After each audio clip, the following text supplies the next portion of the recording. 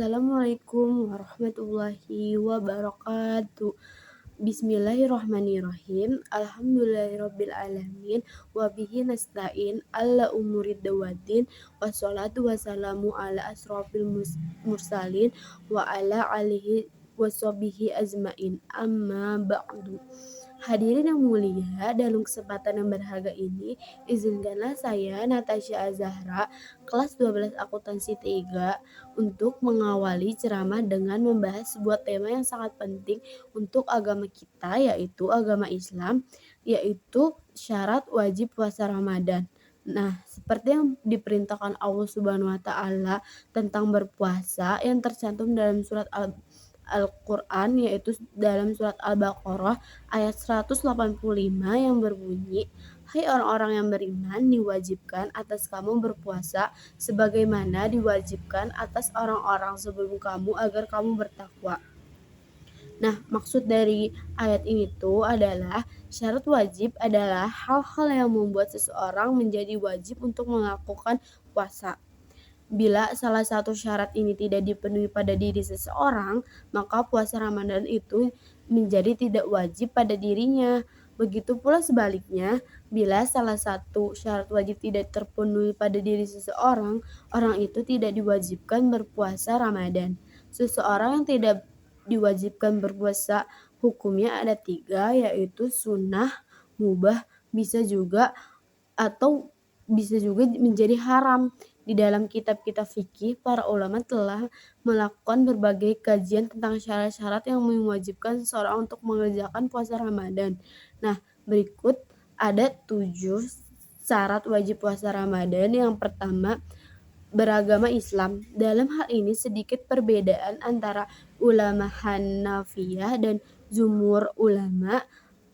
Al-Hanafiyah memandang bahwa status keislaman merupakan syarat wajib, sedangkan dalam pandangan jumhur ulama mengatakan bahwa status keislaman adalah syarat sah.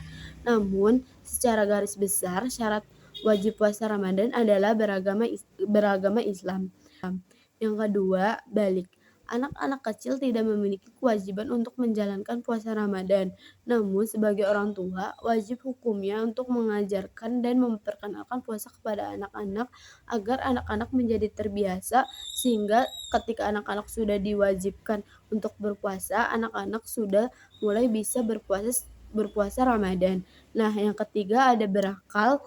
Puasa diwajibkan bagi orang-orang yang berakal. Jumhur ulama sepakat orang gila atau orang yang tidak berakal masuk ke dalam golongan orang yang tidak diwajibkan untuk berpuasa.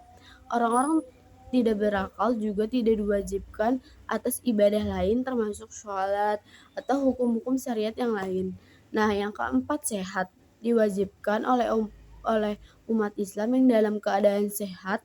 Orang sakit tidak wajib untuk melaksanakan puasa Ramadan, namun ia harus mengganti puasa tersebut di lain hari. Nah, yang kelima adalah mampu. Bagi orang yang sudah lemah secara fisik karena usia atau tidak memungkinkan puasa, maka mereka tidak wajib melaksanakan puasa.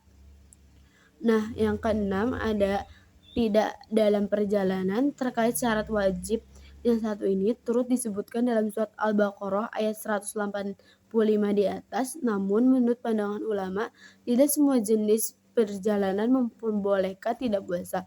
Perjalanan yang dimaksud ada syarat-syaratnya, di antara yaitu adalah perjalanan yang jauh.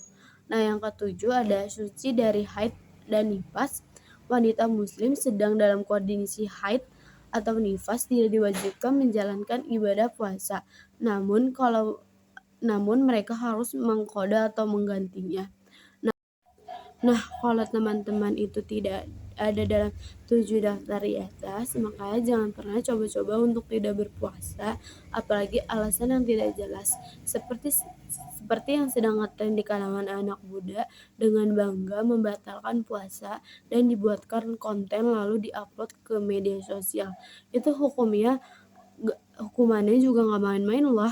Seperti ada sebuah hadis dari An-Nasai dengan sanad sahih yang isinya menceritakan azab untuk orang yang membatalkan puasa dengan sengaja. Bunyinya adalah sebagai berikut. Artinya dari Ubah Abu Ummah berkata, "Aku mendengar Rasulullah Shallallahu Alaihi Wasallam bersabda, pada saat aku tidur, aku bermimpi didatangi dua orang malaikat membawa pundakku, kemudian mereka membawaku.